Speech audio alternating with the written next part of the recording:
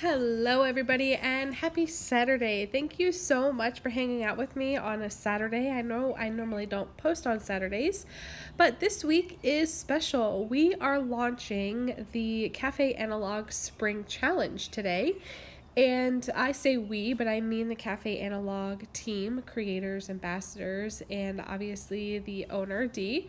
We are releasing the Spring Challenge, and it's so much fun. I really loved the theme of this, but basically what we are challenging everybody to do is create their own spring postage stamps. I create quite a few, obviously, because when I love an idea, I really run with it, and the idea of creating my own postage stamps was super fun. So I actually had these perforated postage stamp papers in my stash from 100 Proof Press, and I will leave that shop down below. They are not associated. Of course, I would get a message.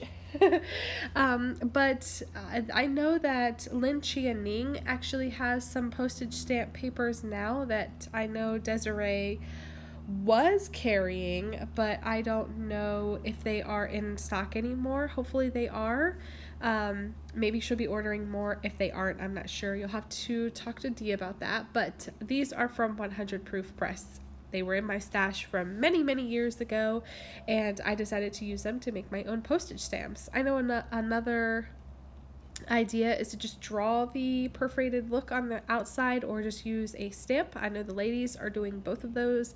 I've seen some of the things that they've created so far, and it's just absolutely amazing. So a lot of the supplies that I am using in this video, they are from Cafe Analog. The rub-ons are not. Unfortunately, they do not carry those, but that's okay. I just love them because they were very florally and springy to me.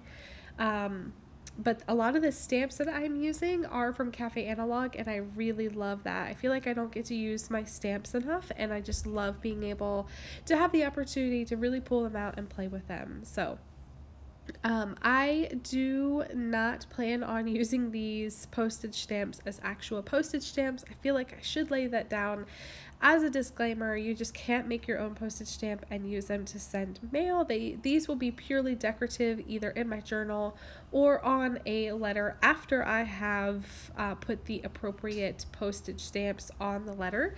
But it's just still a fun idea, and I love being able to do this. So the information that you will need will be down below, the shop links, the hashtags that you can find more inspiration from our other team members over on Instagram, everything you'll need. I will make sure to put everything down below.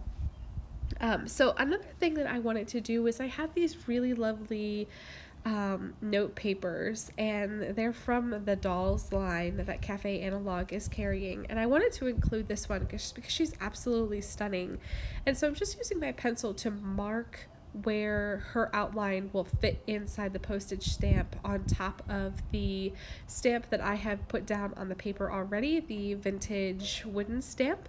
And I really love the look of that. I'm going to add a little bit of glue to the back of her and stick her down and just call her finished. She just absolutely is stunning, and I love the way this turned out. So I hope everybody is doing well and that you are interested in following along in this challenge. I think it's going to be so much fun to see what everybody else comes up with. I really was quite literal when I created mine using the postage stamp perforated paper, but there are so many different ways that you can do this, and I really hope that everybody takes a look at their stash and what makes them happy, and what springtime means for them, and really goes to town. I just cannot wait to see what everybody else is creating. I've really enjoyed this. So I'm going to bring everything in a little bit closer so that you can see the designs up close. I really had a ton of fun. I hope you guys will too. If you have any questions, always feel free to leave them down below. If you are interested in anything that I am using in particular, and you're curious about it, and if you can't find it on the Cafe Analog website or in her shop, just leave it down below and I'll be happy to help you. I don't shop very much. I know that sounds silly, but I actually don't buy a whole lot online, so I could probably narrow things down pretty easily for you. The ink pads that I was using are the Sormini ink beans. They're amazing. I highly recommend them. The colors are great. The quality is great. They don't stain my stamps. The ink comes off very easily, if not with the actual stamping, and I just absolutely love them as well. So like I said, any other questions, please feel free to leave them down below if you cannot find what you need in the links that I will be providing. Anyway, so I hope you guys have a great day. Happy Saturday, and thank you so much for hanging out with me. Bye!